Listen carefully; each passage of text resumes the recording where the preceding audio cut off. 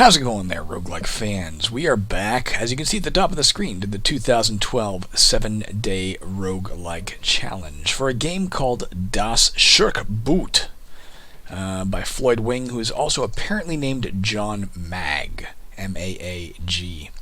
What can I tell you about this game before we look at it? Apparently Das Shurke Boot translates from German, I would assume, to the rogue boat, inspired by the movie Das Boot. He does make clear, unfortunately, I didn't get time to add AI to the escort ship, so diving below the surface doesn't really do much for you, and thus I think replay value is low. But I think having a submarine game with depth is something that I'll like to explore further. He also makes it clear this is his first time doing a 7DRL. In fact, this is his first time doing a roguelike at all. He used the Blackened library for handling of the screen printing, started a day late, had a couple days off, and wanted to turn this in for the official event. So we've got our keys here. That's the arrow keys.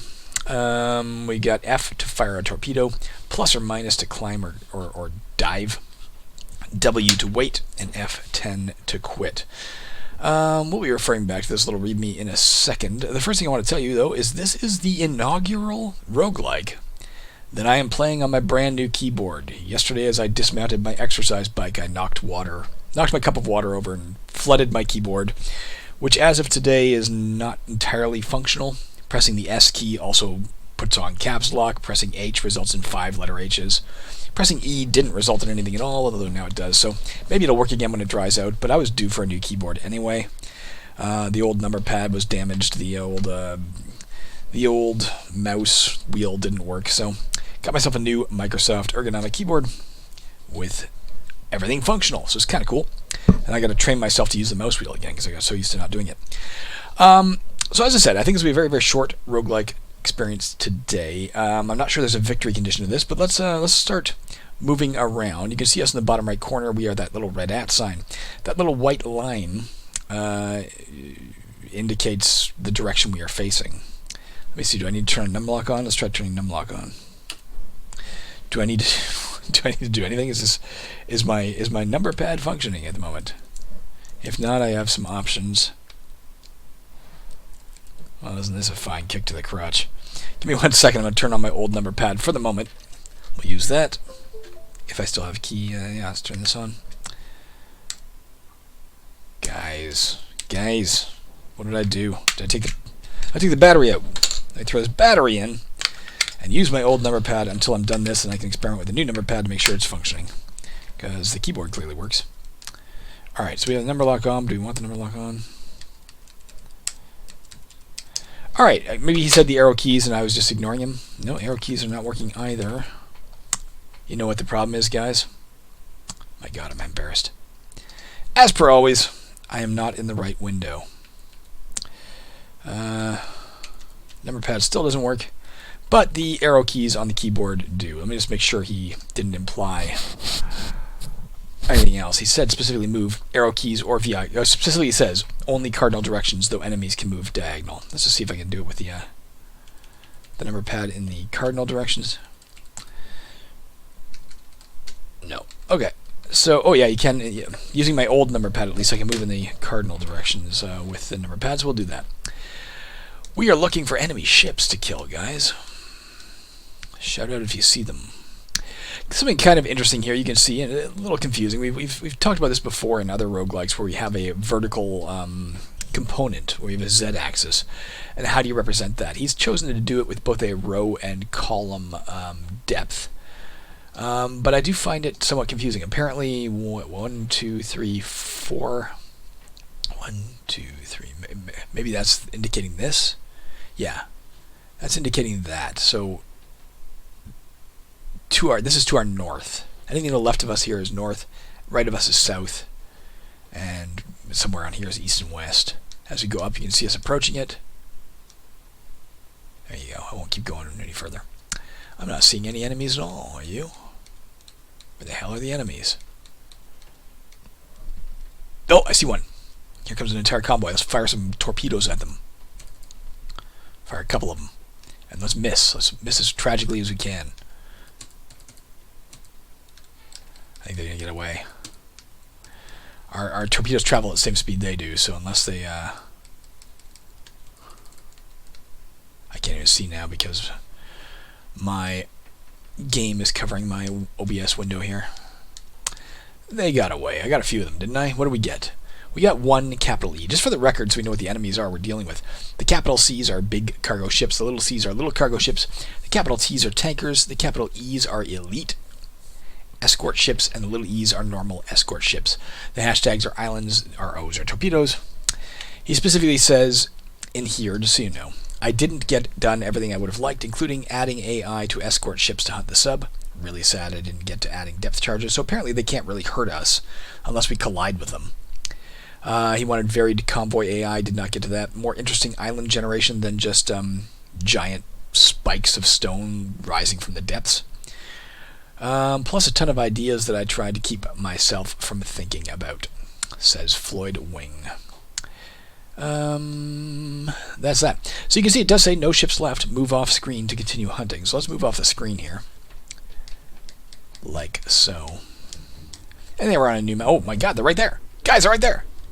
Is this going to be a problem? Oh, we want to go... This is actually a problem because I can't... Let's press... Let's wait. No, let's fire... Oh, frick. We got him, but we got him right adjacent to us. You can see our hit points drop to 5. There is like, fuck. Like collateral damage. We gotta get way ahead of them. Oh, there's a whole bunch of fleets here. Let's just fire like a Death Star ray of torpedoes here. Got a lot of shit. I don't think we have any limited torpedoes, so we can just fire until the cows come home. The cows being the little C's, I guess.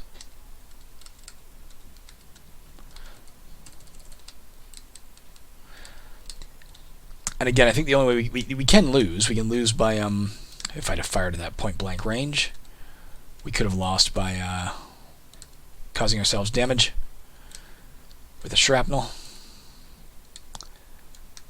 And that's about it. Still something out here, or else it would have told us, hey, there's nothing left to kill, so get the hell off now. Now it said it. So well, there they all are. Let's just create this frickin' curtain of O's and absorb them all. Yeah, that's how the Germans did it, I'm sure. Nice and easy. Okay, it has no limited ammunition, so there's nothing to worry about in that guy. Apparently, as soon as you leave the map, you get your repairs done as well, because we're back to 10 hit points. You go around that island? I don't think so. Unless you want to sail through a wall of O's. There you go. I have I mean, this is, for obvious reasons, not the most exciting game, because they can't really hurt us, but I do have a soft spot for submarine-based, for naval video games. It took me a long time to figure out. It was only recently I figured out why. I remember as a child, like if any of you had the Atari 2600, there was a game called Air-Sea Battle. Not one of the most acclaimed games on the system, but it was a personal favorite. I loved playing it, and it was very hard to get people to play with me, unfortunately.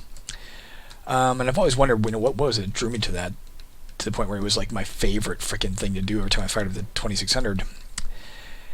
And having recently gotten my RetroPie, which I've talked about on this channel more than once, it's a retro gaming system that has all kinds of video games throughout history on it, including one called Seawolf, which is an old, very old arcade game where you put in your quarter and then you got like a minute and a half to try and kill as many ships as you could, enemy naval boats as you could in the time provided. And I didn't, I fired it up because one of the first things I did exploring that system was to see games from that era, because I was really a big fan of late 70s, early 80s video games. Was something that just, in terms of arcade, that was my jam.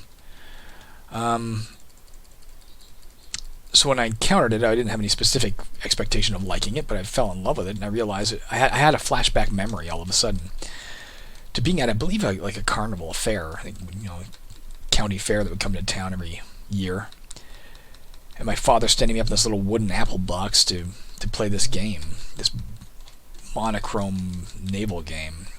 So I although I hadn't remembered it till that point, I have this association with my dad with that. So I'm assuming that's why I have such an attachment to games where you sink ships. He was in the Navy, so of course he was a big fan of the the game back then. Let's get these little guys who wandered far afield of their friends. Take that, tanker. That's it. We'll do one more screen, guys, and then we will call it a day, because, as I said, there's not a lot to explore here. It's one of the obvious points we run into when we're doing we're looking at the challenges from days past, that you do come across some games that are just exceptional, and then some games that are really proof of concept, like this one was. But if you're interested in the history of it, we got to look at all of them. Can't pick and choose. Got one of them. None left. So I think we're going to call it right there, guys. That is going to be it for now. Thank you guys so much for watching. What a short video. But hey, Das Shurke Boot by John Mag, a.k.a. Floyd Wing. I'll include a link to where you can get it in the archive RL. One last thing I do want to point out about it, that makes me slightly anxious about games we may have missed along the way, is that I found this in the archive RL, in the XDRL 70 roguelike 2012 folder, but it is not listed in the usual spot in terms of the rogue base and looking at 70 RL challenge of 2012. It is not listed anywhere on here, so if I hadn't found it in the archive RL, I wouldn't have known it existed, and I've confirmed by other sources that it was 2012 that it came out for that challenge. So in other words, the Rogue Basin's listing of games from various years is not necessarily as complete as I may have initially thought, so it's possible we've already missed some in other years just because of that. But what can you do? I'll keep my eye open. If I encounter ones from previous years that we missed, I'll play them and slot them in their appropriate column. That's it for today, guys. I'm going to go help my wife take down the Christmas decorations instead of hanging out in here talking to you. So have a good one. Bye.